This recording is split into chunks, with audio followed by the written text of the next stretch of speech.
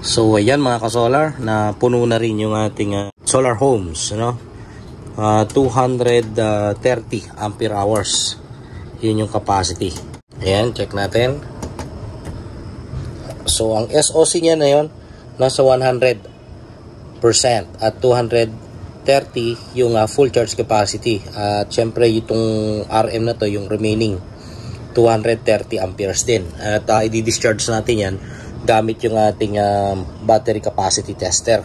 So kung gagamitin natin yung 10 amperes natin, aabot ng 23 hours ang magiging runtime. Pero kung ang gagamitin natin ay yung 20 amperes na battery capacity tester, yung white, ay aabot lang yan ng 10.5 hours. So ito yung gagamitin natin ngayon na battery tester, ano? Ito ay 20 amperes.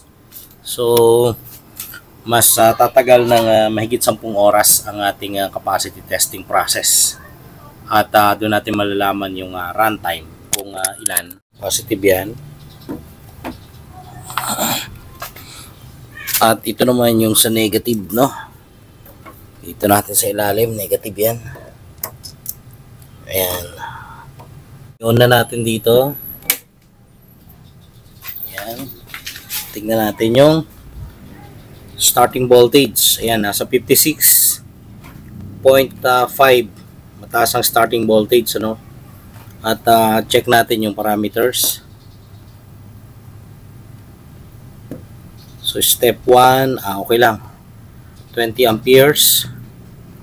At mataas yung cutoff voltage natin, ano? 44 volts. At subukan na natin.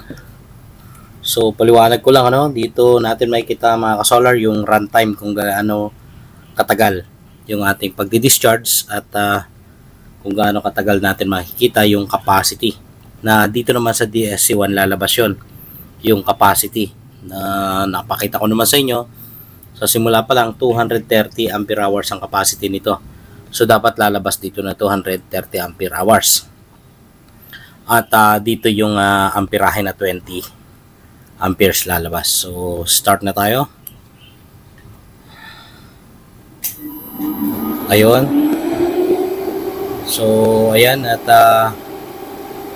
meron na tayong runtime, meron na tayong DSC, yung discharge yan. At ito nagkaroon na ng digit dun sa amperahe, ano? 20 amperes tayo dyan. At bumaba na ng konti yung voltahe, 55.8. Nakikita nyo mga ka-solar na di-discharge ng 20 amperes, mas mataas pa nga. At tignan natin yung capacity. Ayan, bumaba na yung capacity, ano? So ito, bababa ito nga nasa remaining RM.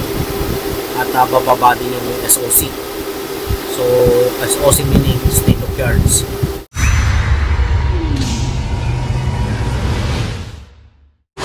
So unang checking natin, ano mga ka-solar, mula kanina nga iniwan natin sa startup. At malakas lang kasi ang ulan. Ayan, no? Sobrang lakas ang ulan. Kaya medyo nababasa na dyan. Pero safe naman yung battery natin at mga gamit natin dito. Tingnan natin, ano, balikan natin yung capacity natin ngayon. So ayan, kita natin, ano, yan DSC na yan yung discharge. Nasa 65.70 amperes na or 65.72 ampere hours. At nasa 3 hours and 17 minutes na yung runtime. Medyo matagal-tagal na rin. Pero yung voltage natin, ano, kung makikita nyo yan, 53.6. Malayo pa yan, malayong malayo. At nananatiling 20 amperes.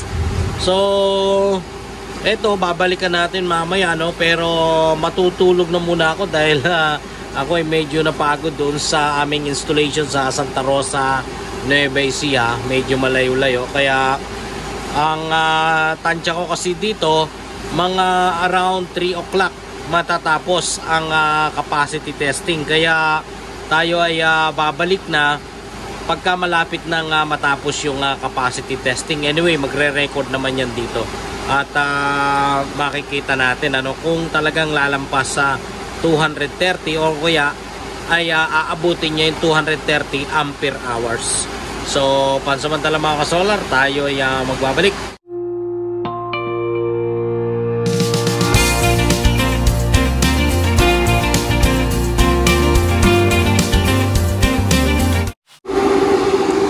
ayun, balik tayo ngayon mga ka-solar, ano? Ang oras natin ngayon ay 2:20 na ng umaga. Yan, nasa 52.3 yung voltage na naiiwan. Yan, so 52.3 at yung ating running capacity nasa 190.8. At kung makikita nyo mga ka-solar, ano, 9 hours 32 minutes nang nakakalipas. Medyo matagal-tagal na. At ibig sabihin yan ay malapit-lapit na tayo doon sa mismong pagtatapos ng ating capacity testing. Dahil mamaya pag umabot ng 48 volts ito, mabilis nang bababayan. At ayun nga, nag 191 na yan, no? 191 na yung capacity natin. So titingnan natin kung aabutin niya yung 230 ampere hours na capacity. At babalik tayo mamaya mga bandang 3 o'clock.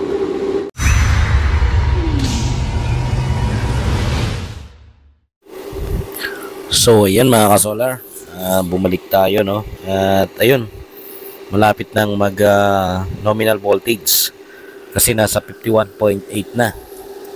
Pero ang mapapansin natin ay lumampas na sa 200 ampere hours at sa kasalukuyan ay nasa 204 na yan, 204.3. At tignan natin, ano, kung aabot or lalampas ng 230 ampere hours. So ang runtime natin ngayon mga ka-solar ay nasa 10 hours and 13 minutes na. At babalikan uli natin mamaya.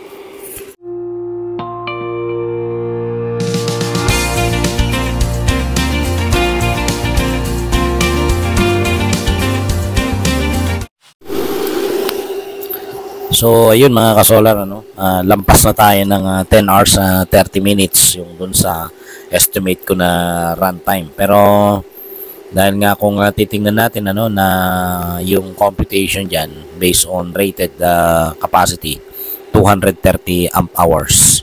So di-divide lang natin yon, 230 over 20, lalabas ng mahigit 11 hours or 11.5 hours ang magiging runtime.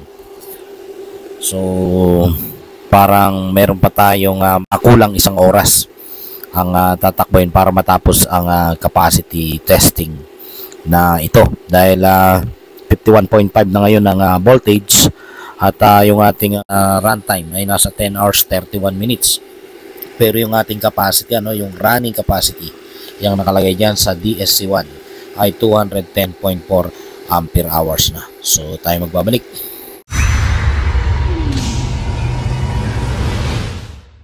So ayun mga ka-solar, nasa 218 ampere hours na tayo, no? At malapit nang mag 11 hours ang runtime. Yan, at 51.4 yung ating remaining voltage. So hihintay na lang tayo na matapos ito. At medyo malapit-lapit na rin naman yan. So dun sa remaining SOC or state of charge, base dito sa ating cells, ano, ay nasa 4 na lang, nasa 4.11. So iyan na lang yung natitira sa ngayon, 4.09 state of charge. At yung remaining capacity nasa 9.3 hours. So makikita nyo, cycle 1 pa rin yan. So ayan, at nasa 218.7 yung running capacity natin, ano. At babalik tayo mamaya.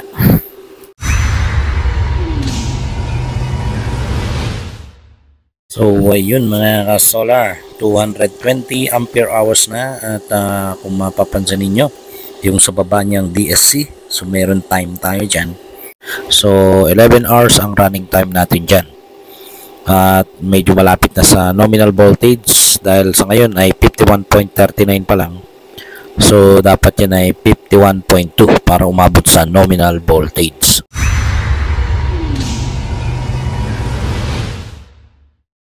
Ayan mga ka-solar, 51.0 na yung ating remaining voltage. Running capacity nasa 227.7 na, 227.7. Yung runtime natin 11 hours 23 minutes. So 227.9 at mukhang papasok pa naman ito sa 228. Ayun, pumasok na nga sa 228. So bantayan na lang muna natin mga ka-solar.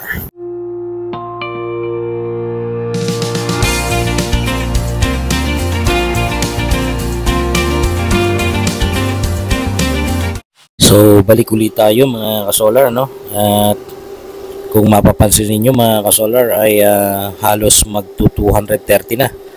At ibig sabihin yan, yung rated capacity na 230 ampere hours ay parang aabutin na or marireach na.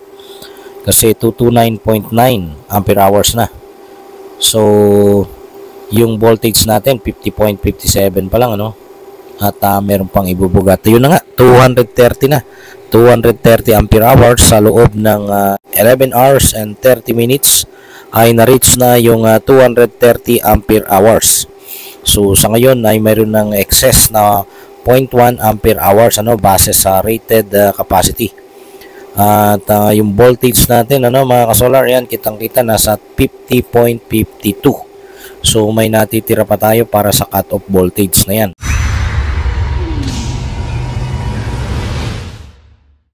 At sa ngayon nga ay 232.6 na. Medyo nakakainip ng maghintay na matapos. Akala ko matatapos lang ito ng 11 hours and 30 minutes. Pero ayun, sumisipa pa. Marami pang ibubuga. Yung mga good cells talagang sosobra yan sa rated capacity. So tingnan natin kung hanggang saan ang aabutin. Kung ito ay aabot ba ng 234 o kaya 35, kasi ang voltage ngayon nasa 49.6 na. So pag nag 48 yan, mabilis na bababa lang yan. So ayun mga ka-solar, no? Lumampas na nga sa 234 kanina na ina-expect natin. At tuloy-tuloy pa rin na tumataas yung capacity dahil sa ngayon ay nasa 235.1 ampere hours. At yung voltage natin medyo mabilis nang bumababa. Nasa 48.63 na. So yung runtime natin napakahaba na, no? 11 hours 45 minutes. So tuloy-tuloy lang natin na obserbahan.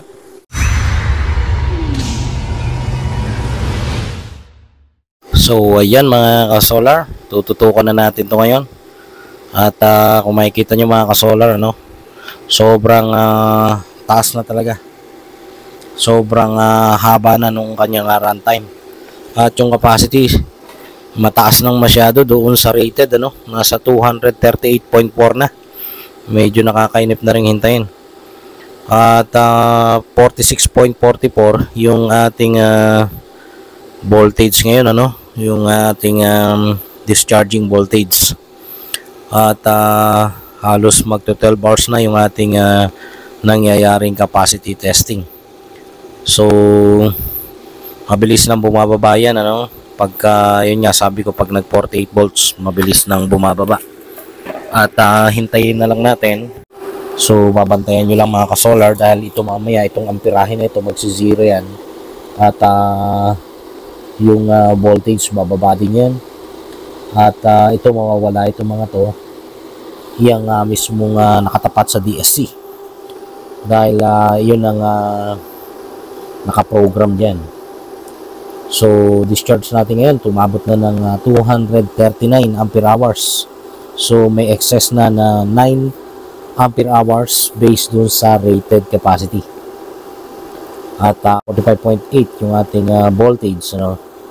At halos nga aabutin na tayo ng 12 hours, 11 hours and 57 minutes. Natin ano kung magka-cut off sa 44.0 volts or kung mas mataas pa. Ayan. Lapit na tayo bumaba sa 44 volts.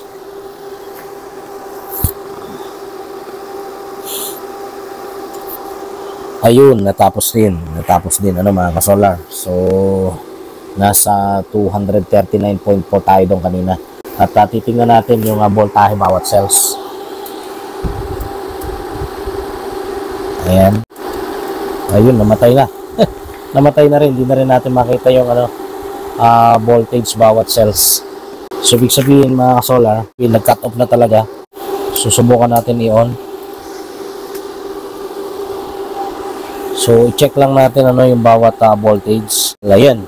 So mataas pa rin ang naging cut-off voltage, nasa 2.8 bawat isa. Tingnan natin. So ayan, 2.8.